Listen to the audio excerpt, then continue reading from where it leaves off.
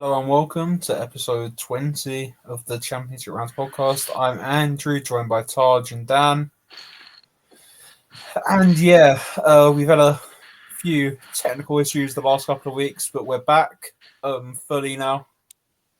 We've sorted those out.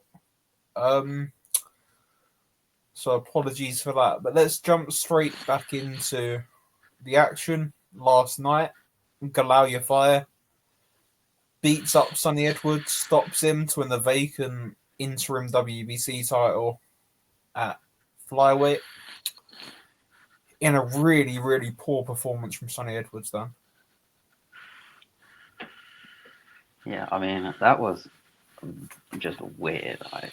That was just weird to watch.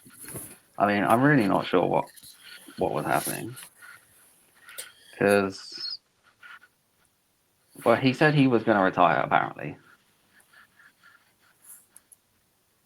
and I mean, he just did not show up, didn't turn up, didn't even try, and did not want to be here, according to himself, which he said him after the second round. Yeah, I hear him say that after round two. That just wasn't nice to watch. And then his corner sent him out. Like, I don't, you know, that was a bad look on everybody's part. Because like half of the talk isn't going to be about Galal's great performance. It's going to be about Sonny Edwards kind of having a meltdown. And how he was in the ring. I guess apparently compromised before he even got in the ring. I sort of, nobody heard it, but like I said last week when we tried to record that Sonny's got a lot of stuff going on outside the ring. Like he was changing trainer. He'd been with Grant Smith since pretty much halfway through the start of his youth amateur career. Like he'd been with Grant Smith for 13, 14 years. He's managing fighters, training fighters. He's on commentary every other week. Like there was just a lot of things that were going on outside the ring. Like don't get me wrong, I picked Sonny. I admit that. Like whatever. But there was the main. I had a little bit of a concern about this sort of thing, and then it just sort of happened, and you could. From the first bell, he just he wasn't moving, wasn't pop shotting as much as he used to say, and it's really weird because like you want to say that you fired a really great performance, but I'm just left a bit confused by it. Like I don't really know how to grade that win for Yafai. I guess like it's a good name, but then like. And he stopped him, like pretty convincingly. But like, it's just a weird, like section of events that happen. The reason why I'm gonna give Galal credit, or more credit than maybe, is because I mean he like did what he did from the opening bell. I mean he jumped straight on Sonny. He didn't have like a couple rounds and then thought, oh yeah, this isn't the same Sonny. I can do what I do.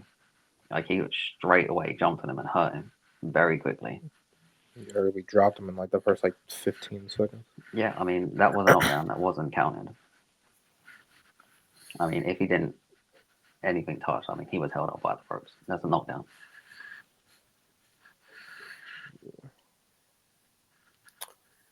It was just I really do want to give Yafai credit. Like you got to give him some. You've got to give him some credit. Like yes, he did jump on him straight away. Yes, like but it was just really, really weird from Sonny. Like, you know what I mean? Yeah, it was after round like I just thought maybe he was having difficulties at the start, like because Yafai just jumps on people. But after seeing that corner thing, I was like, wow, that's just not good. I've seen fighters quit with like injuries and stuff like that, like when they're hurt or they're injured or they're taking a really bad beating. But I've never seen someone just say, "I really can't be bothered to be in the ring." Like I've never seen that before. Like you Maybe got maybe you could like sense it on people on certain fighters, but yeah, not outwardly say it when you know there's a mic on you. yeah, like oh yeah, I just don't want to be here. Like, but it's so weird. It was so weird, man. Like, and I really do want to heap the praise on your fire, but I can't because like everyone watching that fight could see that wasn't the Sonny Edwards that even fought Curiel. Like, he was sharp against Curiel. Like Curiel, like he was straight on his toes, bouncing over. Like it's just, it was really weird. Like, Or if you use that Vince McMahon gif and be like early 2020s Sonny Edwards. Like, man, he was a really good fighter. he was. He was, man. Like, I prefer him to retire if he thinks he should though. So yeah, yeah, but you could tell there's more to him, but like if he feels he can't do it, then good. Finish while you can. and it looked like he looked like a fighter that just couldn't pull the trigger in there. Like, because when he did, like, don't like it was one sided, but when Sonny was picking his shots in there, Sonny was landing quite a few good quality shots, but You know, Yafai's defense, like, still, like, that's why I feel like I can't give him super full credit because his defense is still horrible. Yafai. yeah, Like, if Sonny had any type of power, Yafai probably would have at least got hurt in the fight. or at least be made to sort of Change. think about what he was doing rather than just piling forward and like it's a lot to do with his range as well. Like he's the where he throws punches from. Like a lot of the time he's just falling in because like he's just like the amount he throws from way too far out a lot of the time. He pushes with his punches a lot. Like, but that is because of the high volume. But it leaves him like short a lot and open a lot, and his chin's high up in the air. He's he's still got that amateur style, really, like trying to score with as many punches as he can. You know, he's forced to do that with Yeah, the lack of power. But he made it to where it was like not really an amateur style anymore. The way yeah, how like clean and accurate he was, and like how he prioritize speed. But like when someone just overwhelms you like that, then you can't really you don't have anything to give like make them like calm down. Like there's nothing you can do really. yeah. One thing I did want to say on this actually, this fight in general, um, the last thing, um, a corner should be is brave, and if a fighter is directly telling you to pull him out, regardless of what you think personally in that corner, you've got to pull him out. Yeah, like the trainer was like, you like don't talk like that just because you had one bad round. Like no, like Like, you must have seen some type of sign. And even if you especially did, if he's telling you directly when he again knows there's a mic on him in this corner, and he's telling you he does not want to fight anymore, he probably does. And then he didn't really outside of like some like one shot counters, he didn't really show that he wanted to like win anymore. especially when um Sonny's made it known to his entire team that he was going to retire after this fight, regardless. And I didn't know it pre-fight, but after the fight, I've checked with a couple of people. That's 100% true. Like he was saying to everyone, like this is my last fight. It's 100% true. Loads of Like, people knew that around that fight week. there's All like of his some team did. false narrative that when when fighters say that like before their supposed last fight that they what's it called? They assume that they're gonna fight like they're all in this like their last fight, but most of the time they're just not. Yeah. They're just giving up really and just gonna take the last payday. Because that's the thing. Like that fight was a lot of money for Sonny. Like a UK headline as the A side.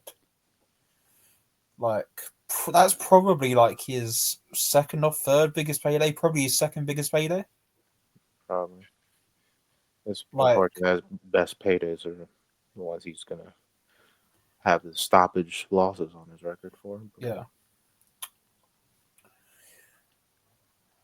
But now with Yafai, Interim obviously, champion.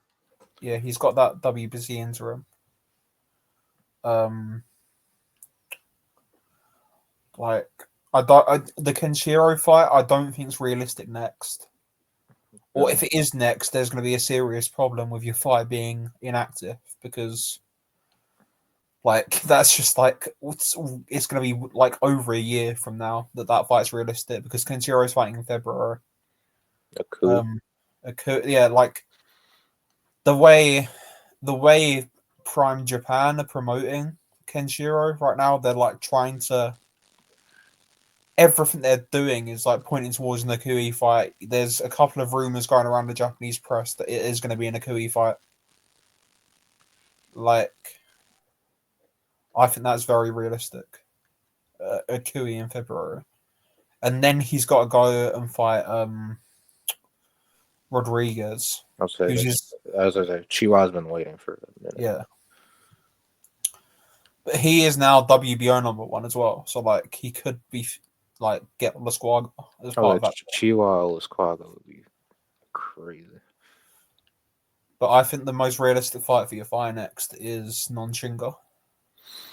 I think he'd handle Nanshinga.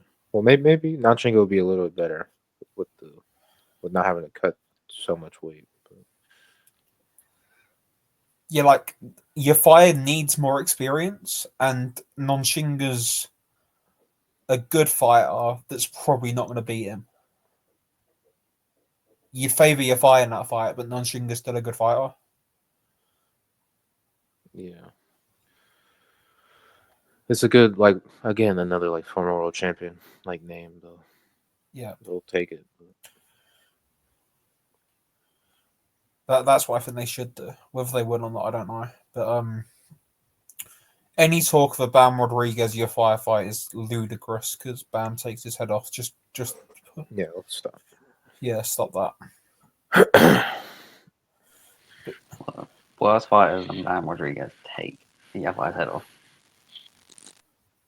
Yeah, Kenshiro would take it. Kenshiro being one of them, obviously. Yep.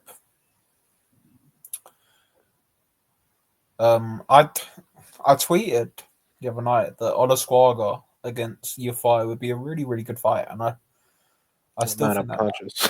The amount of punches being thrown in that one. Yeah, both have got like quite leaky defense. Both throw a lot. They're both offensively minded. Like I really think that'd be a good fight. But, That would go if that would go the distance. That would be like 2,000 plus punches. Yeah, minimum. But who knows? Who knows? That fight is never gonna happen. So it's one of those ones. What else was on this card? Conor Walker beat Lewis Ritson. Man. Like it's just Conor Walker is a welterweight who's not very good, and Lewis Ritson is a lightweight who's shot to pieces and not very good in his prime. And that was about all you can say for that fight. I thought Walker was going to stop him, but I guess the weight for Ritson made it to where he can take more. Well, I mean, I did pick Walker to go the distance, but I thought he would do more than he did. I mean, he usually has a much higher output than that. But I mean, there were dangerous times for Ritson in that fight, especially the last round. I mean, he was really hanging on. I mean, I don't want to see him fight again. That's just unnecessary. It's just going to keep happening, unless he just continues, unless he just fights Journeyman for the rest of his career. Yeah, no, he needs to stop. I think Walker's output was lower because this was like a fighter that was actually throwing a jab. Like Ritson, for all his faults and for whatever, he had a decent jab last night, and that was deterring Walker quite a lot. It like split his output in half. Yeah, and then made it like a little bit more like Kona won like most of the rounds, but like it was like more competitive than other fights because of the fundamental like change instead of someone like Crocker or Pattinson just slugging with him. He gave him something to like think about. Walker like I just don't see it, man. I like it's whatever, but if you're gonna have him as a TV undercard fighter, you need to have better matchmaking than that, man. Like he's a very, very basic. You know who he reminds me of actually? Obviously, at a much, much lower level, he's like Isaac Cruz. He plants his hand around his head, plods forward in a straight line, and just throws hooks. And that's all he does. No head movement, no defense. Can't cut off a ring to save his life. Comes forward and back in straight lines. Is like honestly really not very good. But if you put him in with someone that's going to do the exact same thing, he's going to be in fun fights. I'll take that. Yeah, but that's sort of what I mean. Like you need to get the match. He's not. I was gonna say he's not going to be some like title challenger. He's not going to be a British title challenger. Like he's not good enough to win. He's barely like he lost to Ken Gardner, got completely outboxed by Ken Gardner. Like who also lost yesterday. Yeah, but like he's not good. But he can be in fun fights. But you need to get better matchmaking and just like someone that's going to shell up and jab. Like it's just that I really after the first couple of rounds when it's like, oh yeah, he's not going to stop him. You could just tell how that fight was going to go, and it was boring. Yeah, until like the last like 90 seconds, and then they hurt each other, which was weird. Yeah. Yeah, Ritson should call it a day. He's done. Yeah, definitely.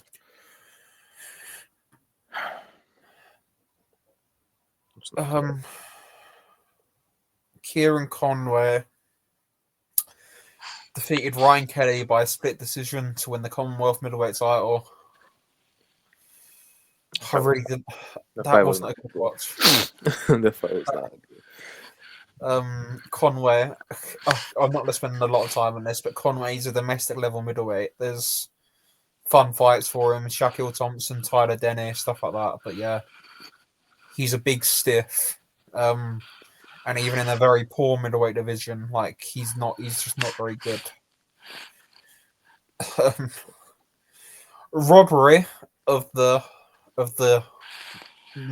week, one of the robberies of the year. Yep. Gavin Gwynn somehow loses a unanimous decision to Cameron Viong, even though Gavin Gwynn seemingly won 7 or 8 of those rounds pretty clearly. But you know, it's boxing. I only gave Wong the first 2 rounds. I think with a possible 9th. I think he won the 9th round. I mean, he won at most 3 rounds. No, 3 rounds. 4 is just no. I'm saying like 4 generous. is like being like you're put like 4 is overly pushing, and that's still not enough. Because I mean, it wasn't really that hard to score. Yeah, it's like and Wong it was clear that he lost. It's not like Wong was like landing like the Adams Katsarakis fight. How like Katsarakis was coming forward with a flurry of shots, but most of them don't land. Adams stows less shots, but, like some of them are cleaner. That's how that's just not how this fight happened. Wong wasn't landing anything. He was just like exhausted. It seemed like he was like at like 50 stamina, like 2 rounds. After like 2 rounds, I mean, he was just gassed. I mean, his expression didn't look very good. Kept going back to the corner, and he wasn't doing that great work from the corner. Like he had a pretty good first couple rounds, and then it just went completely downhill from there. he was kind of getting beat up. I mean, you thought he might get stopped later. I at some point, to thought be I was honest. gonna say in those middle rounds, I thought this was gonna be like an overwhelming, like on the ropes TKO stoppage, like around 8 or 9. So yeah, like he's like it was cool to see him like be tough enough to make it to the end, but he just didn't win. Like, he just didn't win. I mean, I wouldn't mind seeing a rematch. They're not going to do a rematch, they're but there definitely should not be a gonna do rematch. that. They are not doing a rematch. That's the last thing they're thinking. But I mean, I worry for Gwyn. I mean, look, his face, just every single time, his face is a mess. Yeah, I'm not looking forward to seeing how he looks in like 10 years from now, because that scar tissue is gonna be crazy. Because I mean, he could get a first round knockout with the first punch. He could do a tete, and his face would still look like that. Yeah. I just don't understand. Which is crazy. I've looked it up, and Victor Lachlan, who gave Gwyn 3 of those rounds, he scored Denzel Bentley versus Nathan Heaney a draw. Oh no. So yeah, really, really not a good What happens judge. when the Brits like interlock their like judges and referees? Like maybe they should have one job. And even when like they're the British refs, like I don't even know, like they're just bad refs and like bad refs by Yeah. They're themselves, bad and then refs and bad bad judges by judges. themselves. They're bad even if they just do one of them. That's what I'm They saying. all And need to be you fired give them and the get new authority to people. do both is just like not good for anybody. Yeah. Thing with Gwyn is like, his punch resistance really isn't there. Like Vyong can't punch, and like just the way his body like can't react to punches, like swelling everywhere, like everything, man. He's just a huge like. I don't think he should move up though, because he might get chinned. No, he shouldn't move up. But yeah, like even when your promoter literally goes in the ring right after the fight and says, "Yeah, my guy lost that fight," you know who's like, you know it's really, really bad one Yeah, sort of especially thing. when it's Eddie, because he Yeah, like is like trolling most of the time. He was like for I can't think of like a specific scenario, but he's always like for some like his fighter that's clearly lost. He's like, it could have went either way. No, he didn't even say that it could have yeah. went either way. He just was like, nah. He was No, like lucky to get that.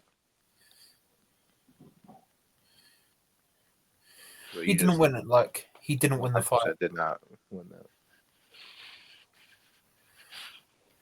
Yeah, I respect him because like in 7 fights he's like done. Like he's fought. He's not done what most British fighters do and just fight a bunch of really bad losing record journeymen. He's actually like testing himself. Yeah, this is the thing. Like whenever there's a really bad decision, a lot of the fighters seem to get the abuse when it's not on the fighters. Like they can't help how a fight scored. That is solely on the judges. Like it's not Young's fault that the judges can't do their jobs. Like he legit, you could see like he was legitimately trying to win that fight.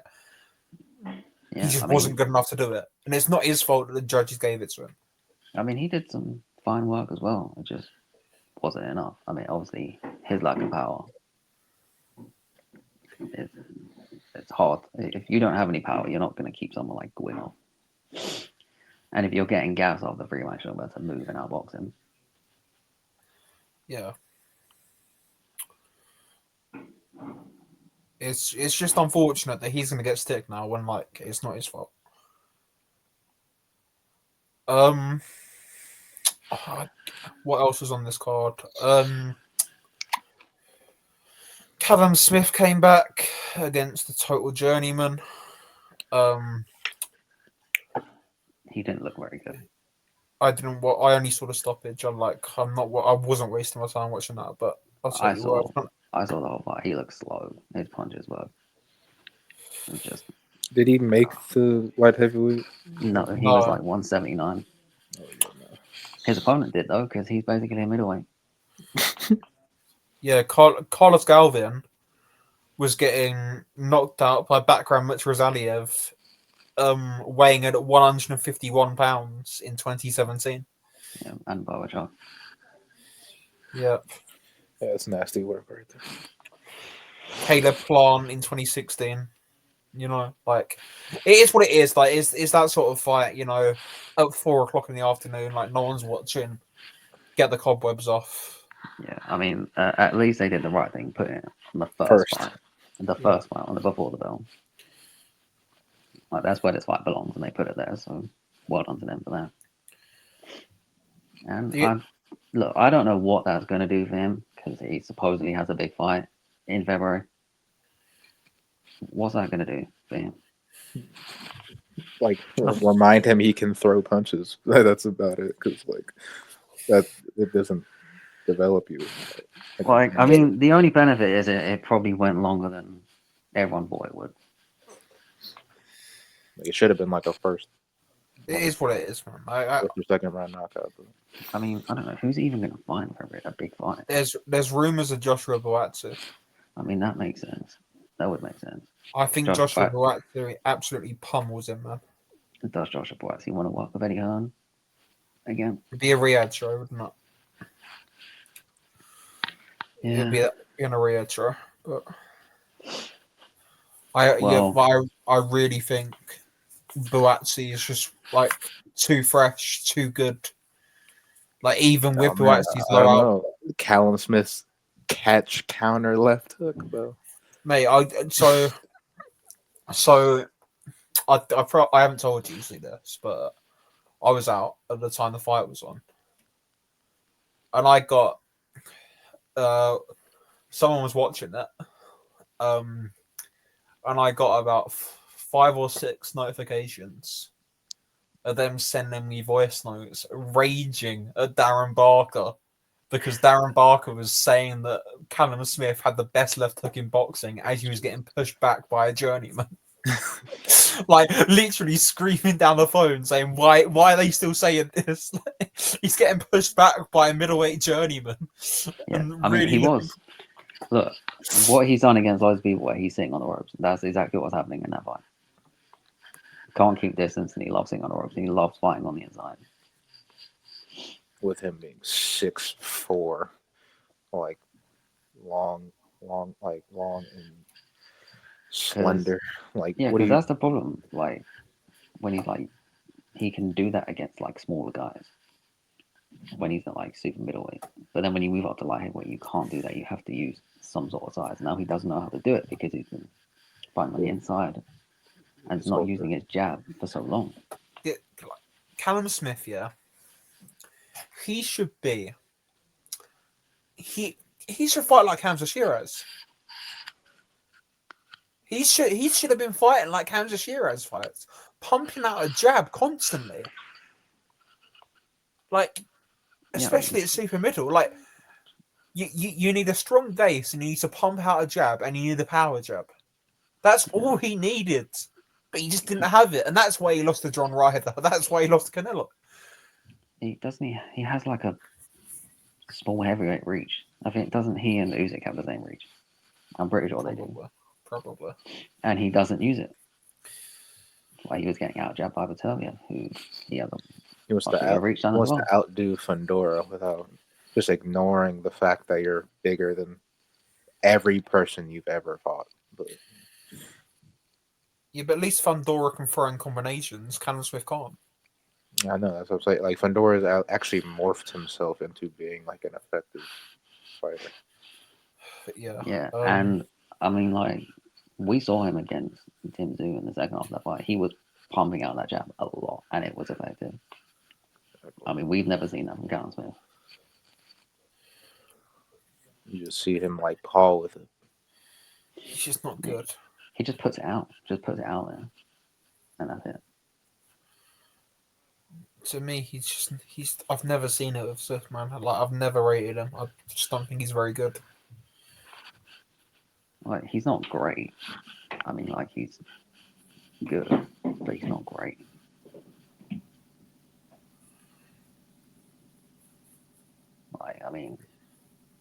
he's had a lot of. I mean, it's really only had like one good win, and that was against the old, Why not? coming off an injury, George Groves. But I guess the stopping Rocky Fielding in a round was impressive then. I mean, not so impressive now, but it was at the time. Yeah. And I mean, his route to the final in the World Boxing League Series was not good.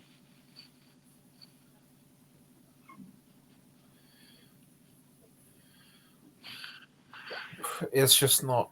Yeah. Aaron Bowen fought James Todd on this card. Bowen, top amateur. He got dropped heavily by Todd in the second round, but came back to stop him. And from what I saw of this fight, I didn't see much of it. I thought this was a very, very good fight. Yeah, it was the best fight on the card. I mean, that's not saying much, but it was by far the best fight on the card. Yep. Really good fight. I mean, look, you could see something was coming because he stands so straight up and chin in the air. Every time he's done throwing his hands, like he just doesn't put them back up to his face. But I mean, he was landing a lot of good offense. And those body shots, he was throwing them and landing them like the whole fight. Really. I mean, I don't think anyone was surprised that was a body shot that ended the fight. Yeah, no. Bowen's a typical big, stiff GB amateur with his chin high up in the air. You can tell that he's been on the GB squad for years. Like, he's just... Yeah. Not that good. But entertaining. We'll take it. Entertaining, sure. Like, but Todd had 2 fights. Guess what year this Todd's last win was in? Is it this decade? 2019. It was in October 2015. What? His last win was in October 2015. He came back this year after 9 years out. Fought Robbie Chapman and took him to a draw. Robbie Chapman's a quite well-known journeyman. I know him in his dreads. Yeah. Yep. Got knocked out by Tom Coling, who in his very next fight lost to Troy Coleman for the Midlands area title. And then went and fought Bowen and got stopped. So yeah, he's never had a KO. He's never had a knockout, and he's 36. I knew he was older, but I didn't. Yeah, I didn't check to see if he had never had a knockout and had a 9-year hiatus. But yeah, Bowen's a fun fighter, but he's gonna get stopped when he steps up. Which like every British fighter who's done something like really good as an amateur, they chuck them in too deep, too fast. So. Yep. What they should target is the Taylor Bevan fight. They had a couple of fights in the amateurs. There's a bit of a rivalry there. Bevan is actually a good fight. Like I really rate Taylor Bevan. Like in when I say I really rate him, I rate him as a Brit coming through. If that makes sense. Well, I mean, you look good on the card. Yeah. Which he's meant to, but I mean, he looked good.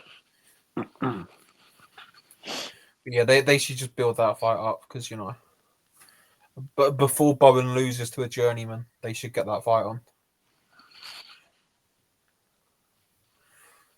But yeah, that's about it on that card. There really wasn't much else. Well, actually, Tar Chasers as well. I mean, Hamza Udin. Like you just know those type of fighters that try to be Naz. I'm so sick of them. And I mean, it's fine. I don't get obviously like he's your idol and stuff, but you're not going to be Naz. With that one clip of him, he's like, "Who's gonna be as good as me?" But no, like no one. You can't replicate what Asim Hamed did in that ring. Yeah, Please. like, I mean, obviously we see it all the time with like Americans. They try to be the Floyd Mayweather. I know, like that. I was about to say that's like your guys' Mayweather. It just doesn't work. It never works. It looks bad all the time. It's cringe. It's just disgusting to watch. Because I mean, Hamza, he's not that bad, but he's just trying to be Naz, and you're not going to be Naz. And these fighters, like when they try to imitate someone, you have a lot more success just being yourself. Because there's a reason these fighters that you're imitating were so great because they had what they needed to be great. Like There's a reason why those fighters are so rare as well.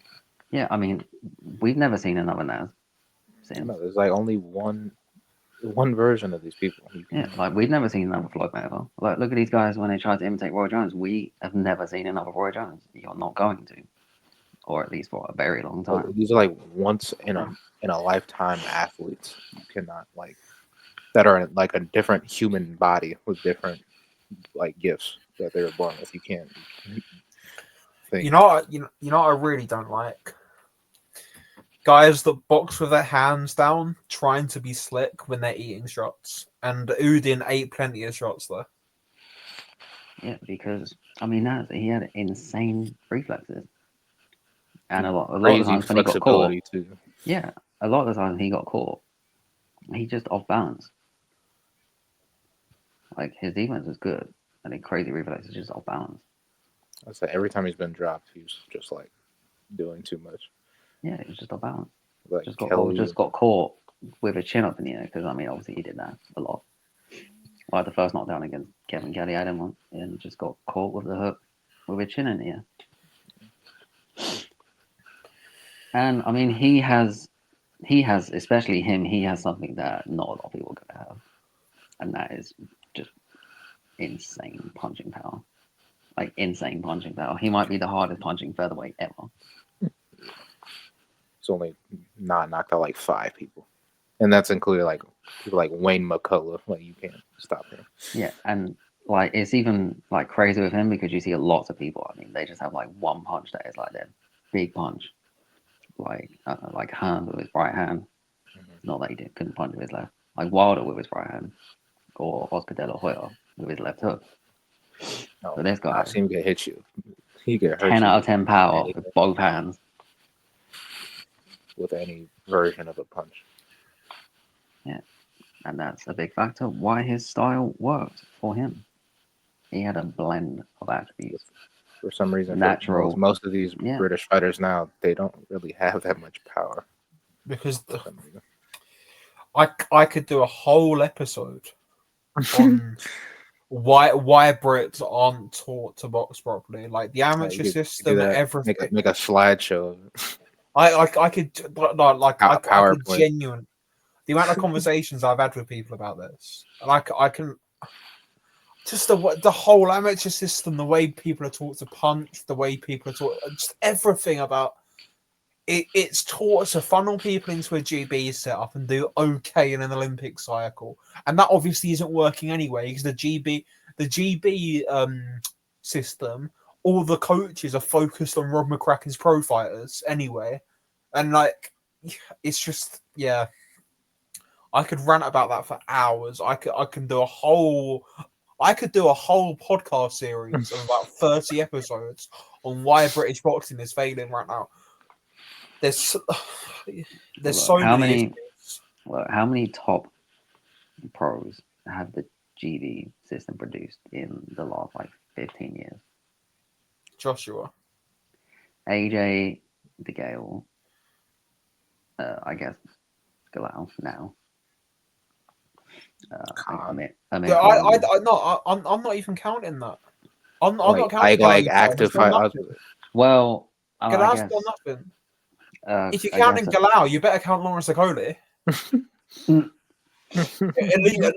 I'm being serious. Lawrence Okoli's actually won a world title. He's won European titles. He's won British titles. Galal ain't done any of that yet. All right, sorry, Galal, you're out. You know what I mean? Joe Cordino? Because I'm not counting Okoli, so you're out. Buatsi, Big Al was the brink of that. But no, I yeah, mean, Icon and Josh Taylor got away he from the got GB setup. He didn't. he got a good one. Yeah, like all of the if you think back the sort of how stereotypical world level British fighter is very fit. They train hard and they're quite strong, and they got a great chin, and they win fights on grit a lot of the time. Guys like your Lee Wood, your Josh Taylors, they're big, strong, throw loads of punches, got a really good chin. Like none of them are elite boxers. None of them. They're just mentally and physically. That's what the British system breeds, and you're tough, strong. I was like, which is fit honorable, like guys. in most places, but like you can't like live a whole career on it. And that's why a lot of these Being, guys like, have short just shelf tough. lives. Because that's what British boxing is. And the stereotype of that, the best version of that type of fighter we've ever produced is Froch. And he was the sort of original Rob McCracken guy on GB. He got the silver at the Worlds and whatever. He was the prototype for the whole success of sort of GB amateur boxing for the last 20 years. A big, strong guy that throws loads of punches, has a granite chin, is really, really fit, runs loads and all that. And it's like, you're never going to produce the elite pound for pound talent. Like doing Hall of Fame talent, like Carl Froch. Like, you need something different. But that's like I said, we're going to get massively off topic here. But, yeah.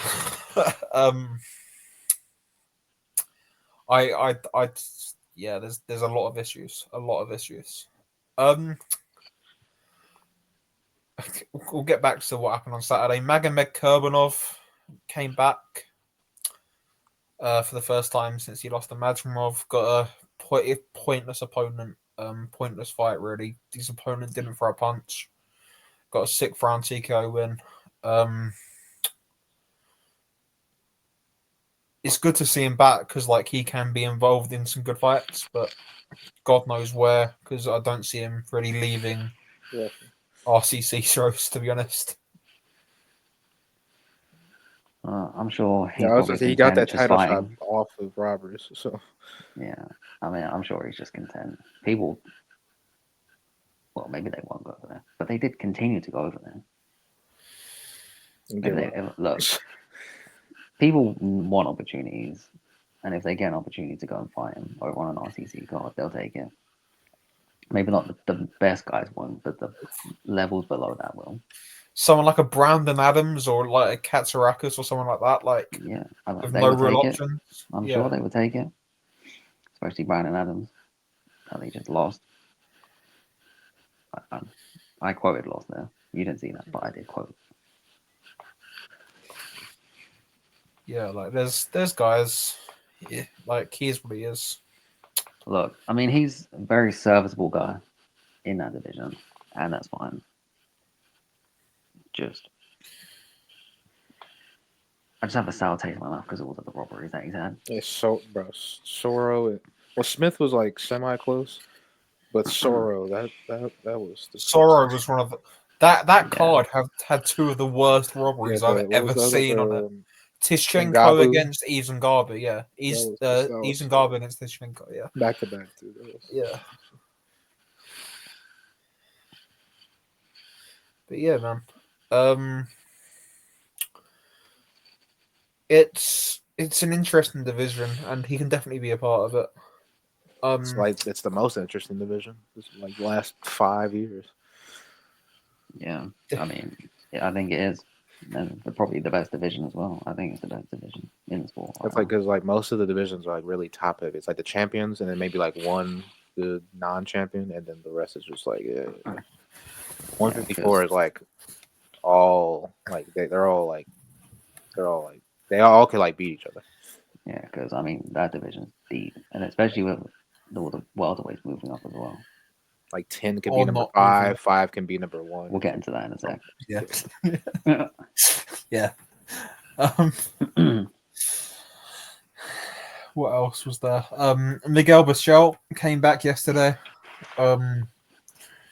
He apparently he's been calling out the winner of Navarrete against Valdez. So I don't know if we want to do that. Well, does he want to fight Valdez again? If He Valdez beats probably would Navarrete? want to. He face planted him, but I don't know. Yeah, Valdez is maybe still he- like kind of look, good. Like Maybe he doesn't remember getting knocked out that bad. on his nostrils. I don't he. think that. I mean, he weighed in at 136 last night, and ever since Nakafila battered him, like he's been at 135, 136. I was. How's he I gonna didn't make? even realize that. I was like, no, 130. Yeah, No. how's he gonna make 130? No. He's not making 130. I completely without killing forgot about himself. that. No, you're done. Yeah, You're yeah. done. But 130. like, he can still. Thing with Bichel is he can still be in relevant fights at 135. Like, Yeah, I 35. yeah, At I 30. think he's a good opponent for Andy Cruz at this stage. Or Yeah, you think someone isn't gonna want to get a former world champion, like or former number one guy in a division on their resume? Yeah, they're taking that. yeah, A name. I mean, I don't know, imagine prime Burchill landing on Cruz's chin though. well, You know, we'll see if and he has. We'll Cruz see if just he got has a hurt. chin at least. I was like, no, I think, well, he got hurt against Moran in that last one. I was like, that was kind of worrying. Well, I mean, that's fine. I guess anyone can get hurt. We'll just see against a real puncher. Because I mean, One but of the hardest punch of the last 10 years. Yeah, like Kavanaugh. I mean, he's not. I think he's more finished than Kavanaugh, but he's Like he'll never be a world champion again. Well, he's a serviceable guy. he's a good opponent for someone. Yeah, I mean, it's just do these fighters want to become an opponent? Probably not, but if they want to carry on fighting, they have no choice. Like everyone has their time at the top, and it ends eventually. And unfortunately for him, it ended really nasty. Yeah, or pretty like bad. the most nasty probably you could get, really. Outside of maybe like Wilder or something. But, man, it was nasty. That was a really bad knockout. Really good. Really bad. That's probably like a top 10 knockout. And well, that wasn't even just like an out of the blue knockout. I mean, he just got dominated. He shouldn't have even made it to the 10th round. Yeah. I mean, it should have been started way before that. Like 4 rounds before. And then just dies. Yeah. Yeah.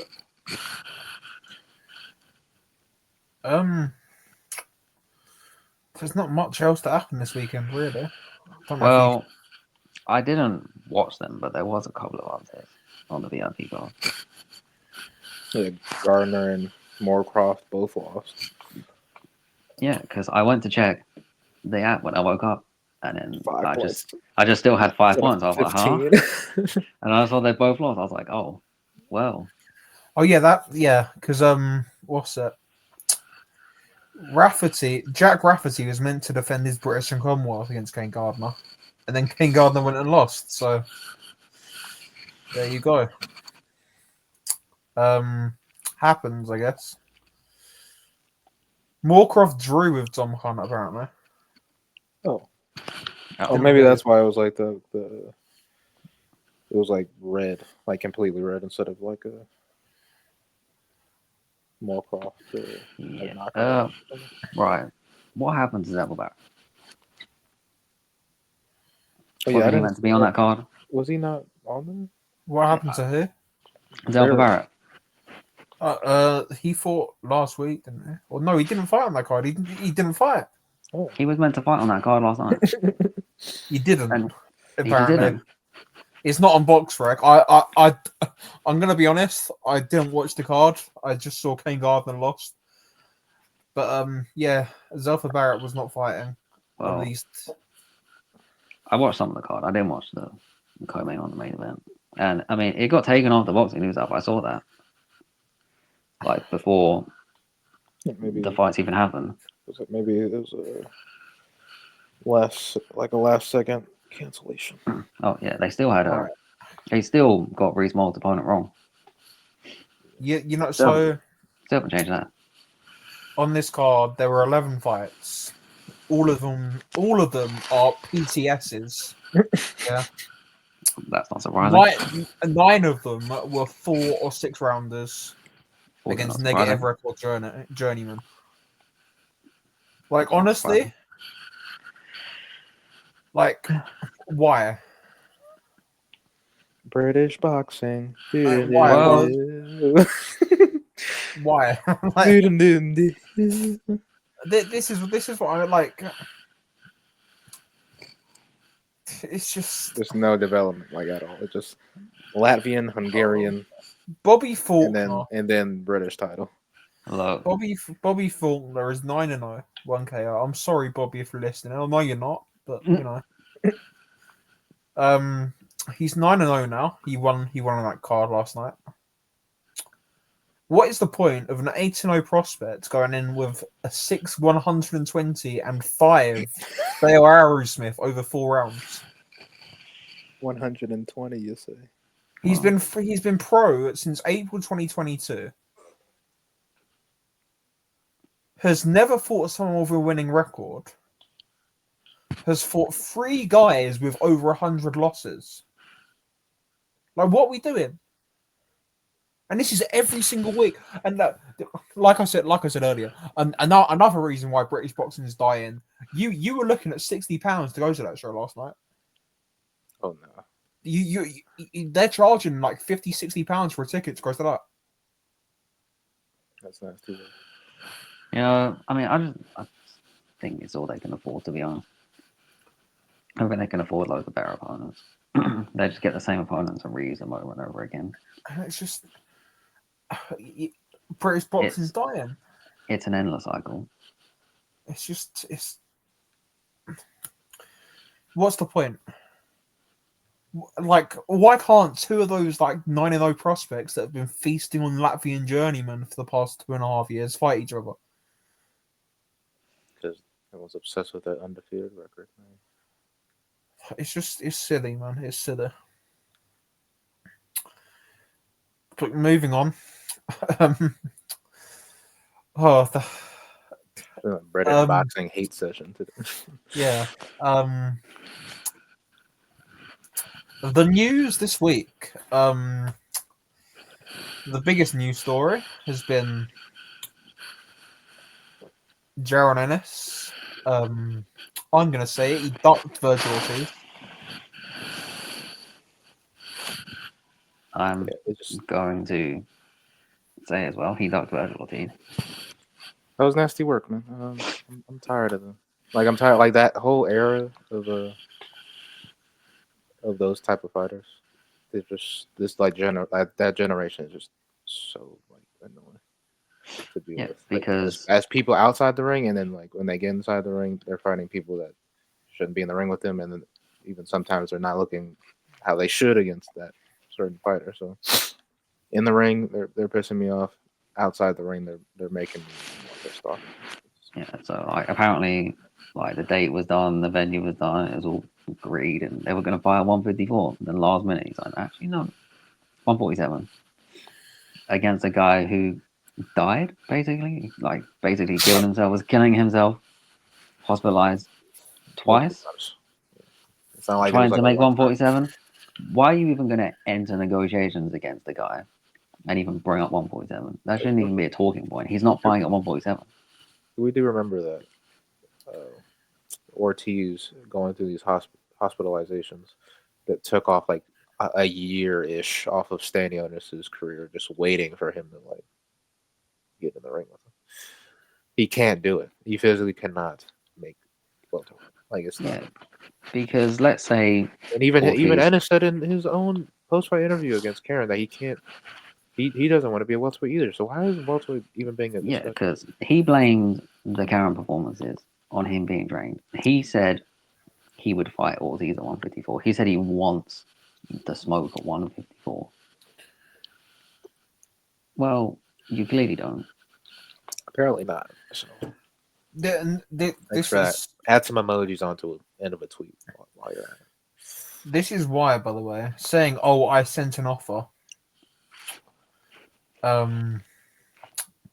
isn't always necessarily true, because Almost Team never. Ennis can go around saying, "Well, we sent an offer to Virgil Ortiz, and Ortiz didn't want it." Well, yes, because he sent the offer at 147. Or you If you're almost died. if you are sending an offer to someone to fight us a weight that they haven't made in 2.5 years, and that they've tried multiple times making and almost died, they fought 2 fights at 156 pounds catch weights, and then 1 fight for an interim title at 154. Which was also like a slugfest where he hit the canvas multiple times. Yeah, So it's like even then, maybe 154 is like still yeah. hard to do for him, and you want him to go to welterweight, you're outside of your mind. Jaron Ennis is 27 years old. He's had 34 professional fights. You know, his record is crazy. He's fought 1 world champion. That's Sergei Lipinets. That was like over 3 years ago, 3.5 years ago. Lipinets, who won his title at 140, then immediately lost it. This guy has avoided movers. Every time he's fought a mover, someone like Karen Chikadjian, he's looked average, ships loads of shots, and he's admitted in the past that he can go up to 168 and 160 and all these. You're fighting guys half your size, you're looking crap doing it, you're saying you're drained, but when you get an offer to fight someone that 18 months ago, a lot of people would have had you knocking out, by the way. A lot of people were favouring Ennis over Virgil Ortiz years Especially ago. after the Belichick fight, and you're Yeah. still like trolling, basically. So, someone that got quite fortunate to get a decision in his last fight. It wasn't a robbery, was close, could have gone either way, but he was fortunate to get that decision. You know, he could have easily lost that fight. And you're saying you're changing contracts in the last minute of negotiations to, you know, pull the rug from a fight that's a great fight that people want to see. Not a rematch with Karen Chukadze. And who are you going to fight now? I'm like, I was gonna ask, what's like a realistic opponent at this point for him? It's gonna be it's either he's gonna vacate this belt and move up and fight someone we do not care about at all at 54, or he's gonna fight another like who cares opponent. You know who Matt threw. You know who Matt threw got a welterweight. Like Conor Ben. Oh, They got brother. another. They've got another Conor, haven't they? I forgot about that. Like, Oh, Conor it's not fighting Conor Walker. Conor Oh, no, Walker's stop. he's got an IBF ranking. He's got an IBF ranking. Look, Lewis Crocker's got an IBF ranking. Lewis Crocker's got a good IBF ranking, by the way. Look, he can't vacate his title because that was supposedly one of the reasons. It was like, oh, we would have had to vacate a title. No, you wouldn't. We've seen those people go up and hold on to their belt. I'll tell you who's going to end up fighting. He's going to end up fighting Kenny Sims, isn't he? He's going to fight Kenneth Sims. Or he's going to fight Alexis Rocha. Or like Nicholas Flowers or someone. Oh God! Like, Ew. this is the thing that annoys me as well. Say he goes up, fights Ortiz, has a war with Ortiz, and loses. No one's going to be criticizing him like they criticized him for beating Karen in a very, very poor performance. Even if he loses, it's not losing that's the issue. It's how you lose. And you not finding anyone thinks you can lose to. Like, test yourself. Like, you almost have 40 fights. He's not getting 40. Yeah. I mean, he's not getting these unifications anytime soon that he says he wants. Yeah, like Norman doesn't want to fight him. Stanionis is fighting Giasov. Barrios is doing Barrios. Like, there's not. I'm sure he said he was like, I want to be undisputed at 147, one with Igor, 160, 168. Yeah, but that's not happening. Well, it's definitely not happening if you're not going to test yourself to fight anybody. Look, man, look. You can't vacant title his way to undisputed at 3-4 weights. So. He had he had a deal with Showtime. I know that wasn't directly a deal with the PBC, but he had a deal with Showtime. Before he signed with Matchroom, he was negotiating fights for PBC cards. If you want to be undisputed, don't move away from where two of the belts are. Is that not basic business? If you want something, you stay close to where that thing is. You don't move away from it. I don't even think he knows what to do. It's like it is what it is, man. But like, it's just there's been so much hype around this kid, and like a lot of it's unjustified. And he's been fighting C and D level opponents his entire career, and knocking them over. And then like, you're seeing who really wants it, man. What like this is a duck. He ducked him. Yeah, it's really embarrassing. And there's no other way to put it. If you don't go through all these negotiations and stuff, if you think that fight is unrealistic, if you're saying I'm staying at 147, whatever, you don't go and negotiate with Virgil Ortiz. If you're staying at 147, you stop that negotiation straight away, and you say I'm a welterweight. You can't make welterweight. Let's stop this conversation right now. You don't agree a date and venue and time and money and all this just to say no, the fight has to be at welterweight when you know he can't make Virgil cannot welterweight. physically do that. It's an ugly look. Like it was already an ugly look before with his bad performances in the ring. Now, like if it was solely just in the ring issues, like how his performance has been, he could have changed that with like showing better against better fighters. But now he's added on to outside the ring like annoyances. Now people really don't like you because you want to be a jackass. Like, It's what it is. he just tanked, like he just put a dent in his career by being stupid.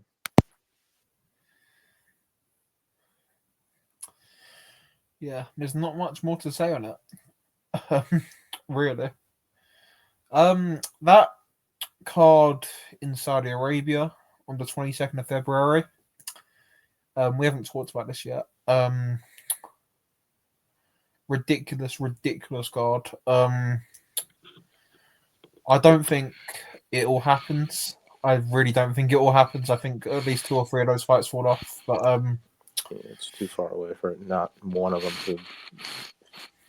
One of them has fallen off already. Yeah, like one of them has fallen off. So yeah, and one of them.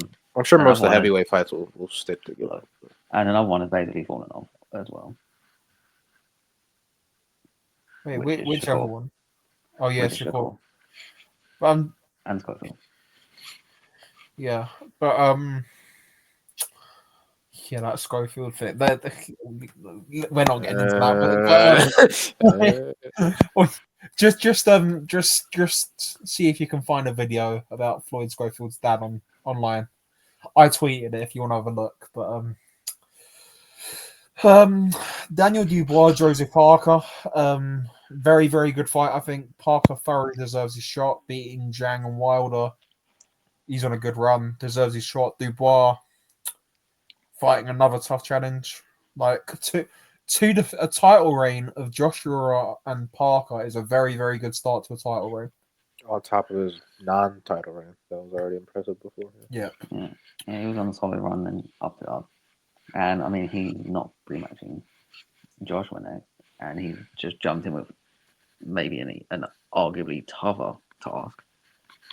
Stylistically, at least, not as dangerous.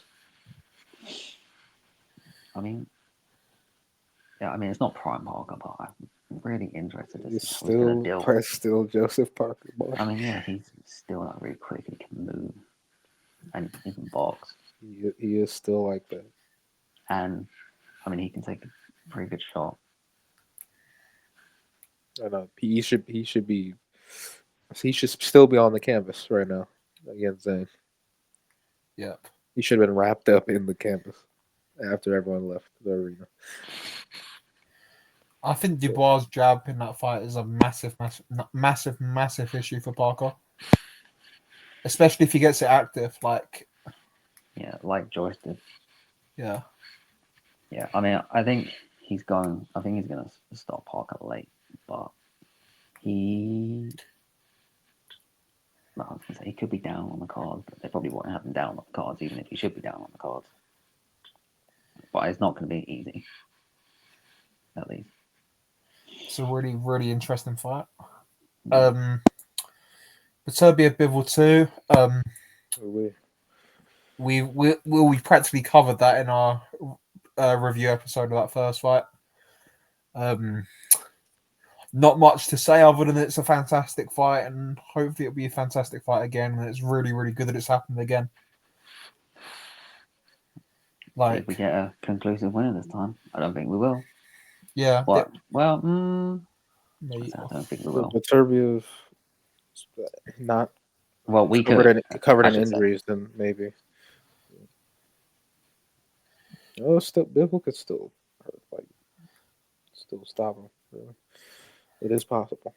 It is unlikely. Look, once again, anything can happen in this fight. Who knows? Like this is the thing. You know that they're two elite guys when you've seen 12 rounds of them and you don't know what's going to happen in the next fight. Like, yeah, I mean, after watching 12 rounds, I think I'm just even more confused. Who the hell wins this fight? yeah, the Serbia decision wasn't really high on the outcome. Yeah, it's like the third most likely outcome. Like right above Bivol knockout. And I mean, he even hurt Serbia. I mean, if he wasn't so crazy, you never know. If he didn't jump in there like he's some type of killer, which he's not, and get hurt himself, you never know. Yeah. Shiraz against Carlos Adames. Shiraz should have been fighting Janabek, but like, it's what it is. Like, this is one of those things where it's you should have been fighting someone else, but like it's not outrageous. It's not an outrageous dark, but like you should have been fighting Janabek. Yeah, I mean, I think they were hoping Janabek vacate, to be honest. Yeah, because they had the Denzel Bentley fight lined up for the Usyk Fury card for the vacant belt. Like that fight was lined up. That was nearly done. Like, and then like the WBO and Janabek sort of came to an agreement, and it still went like is what it is. But I do think Shiraz runs over Adames, and I do think he fights Janabek next year. So yeah, because I mean, is it Shiraz ducking him, or is it like Frank Warren telling him, "I'll just wait, have it another time or something," or his team? You just don't know. I really want to see Jonathan in a 50-50. Who knows, man? Like, he's just been chronically inactive, man. He won that title against Galtieri, and he just didn't fight. And then was forced into a Makadovic fight on a Friday morning that nobody watched. Like, it's just been a really weird sort of turn of events in his career. It's just been really, really poorly managed. Like, with fighters that are unknown... only has like 13, 14 fights. It's great. Yeah, with fighters that are unknown in a poor division, like, the way to promote them is to get them really, really active. Like, keep getting, even if you can't get the like really top opponents, you should have an abundance of like semi-good ones. Yeah, look at guys like Stephen Butler. Get him 4 Stephen Butler type opponents a year. If you can't get him a big fight, get him 4 or 5 of those and get him knocking them over and building hype up. Like Bentley was alright, but him like unifying against a champion, even though it's one of the weakest champions ever, he beat him. But like, God, it's just not. His resume is just not good for how good he is, which is like the worst type of scenario. Is his arguably best win Hassan and Dam? I don't know about that version of him. Well, I mean, I don't really know where Prime Indam is. Yeah, that wasn't it. Like 2014, 15. I don't know. That's not Prime Indam. It might be like Bentley. Who knows? And then Gilles Zhang against Ajit Caballero, another great fight. That's such a weird one.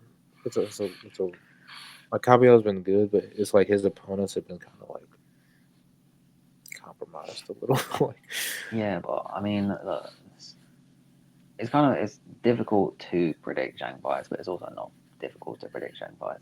I was like, if you don't have someone who has really good boxing skills like Parker,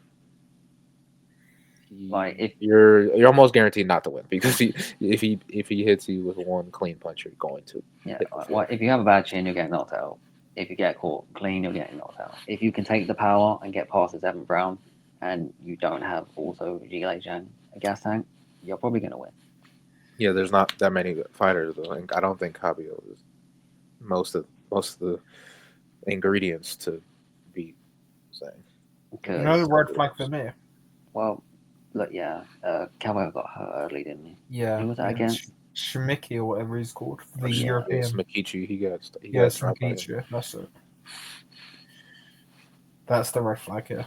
And then like even with his like good wins, like Makhmadov, he just never was that good. Sanchez clearly had some like leg problem, like some injuries.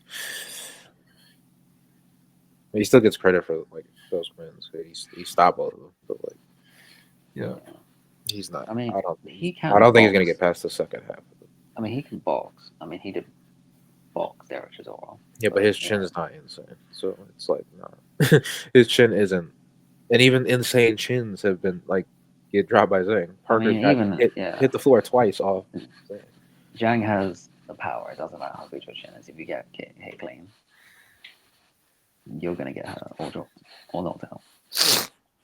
Exactly. I mean, I think it's more about recovery power with Zhang, to be honest. When you take his shots, And that was like the only person who's really like taking it like over and over again is Hergovich, and he didn't even win that. He really shouldn't have even won that fight. So it's just yeah. too much power, but like the stamina is just not. Yeah.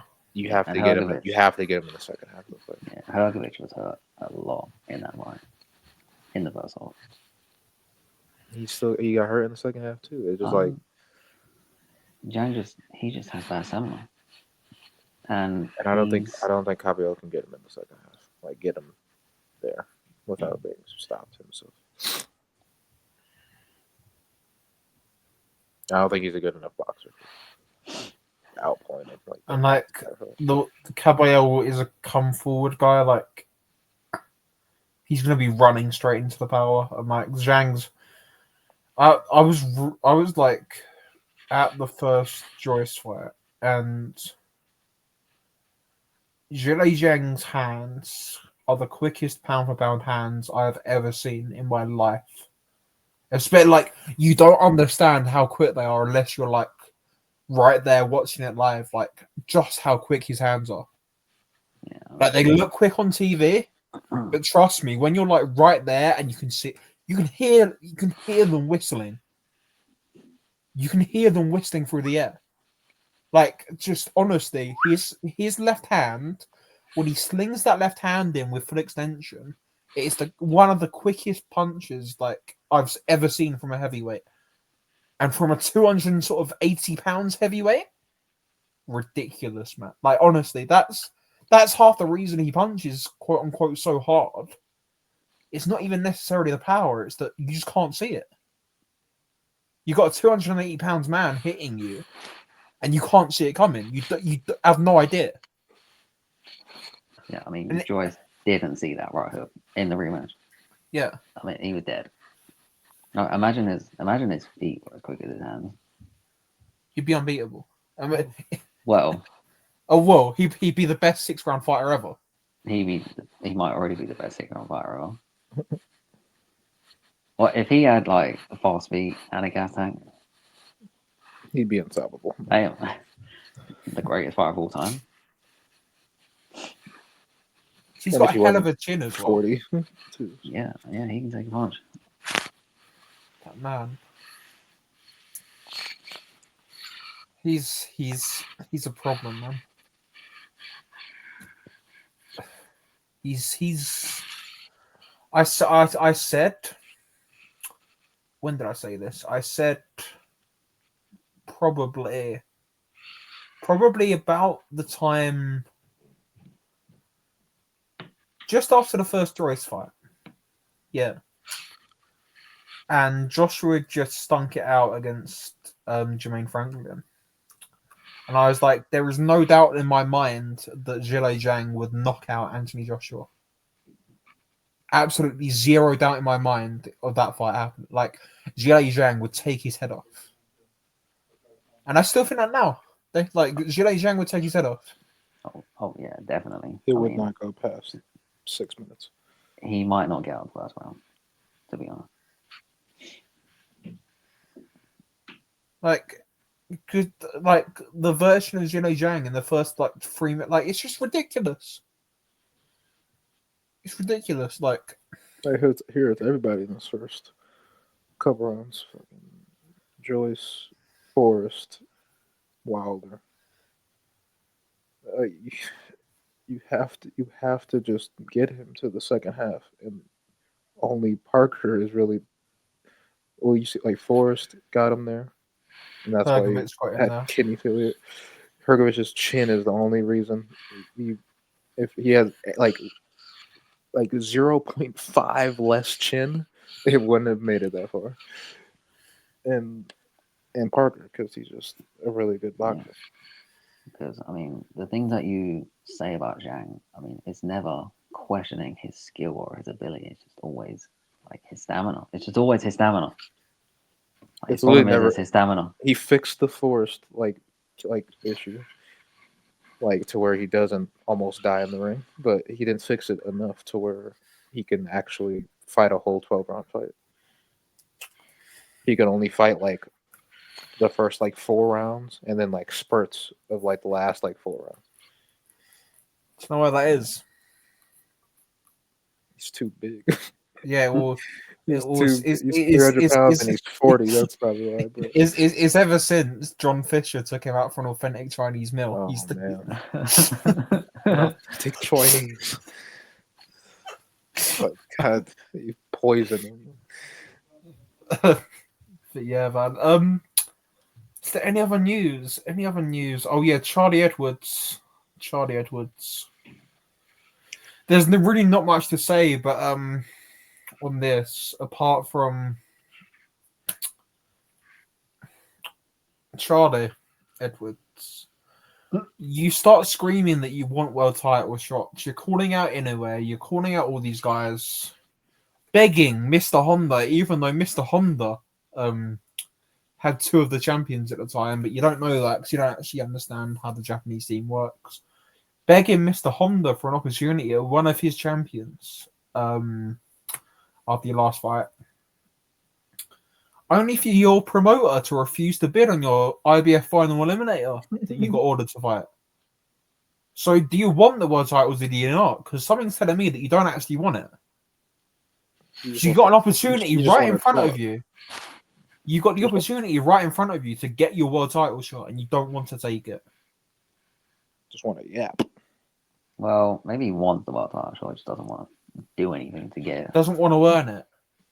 He wants to be upgraded. And let's be honest there. Fighting former flyweight journeyman on Channel 5 at York Hall ain't exactly screaming to the Japanese public, I'm going to pick you as a voluntary, is it?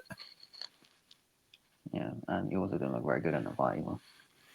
It's just, yeah. Enough said on that. There's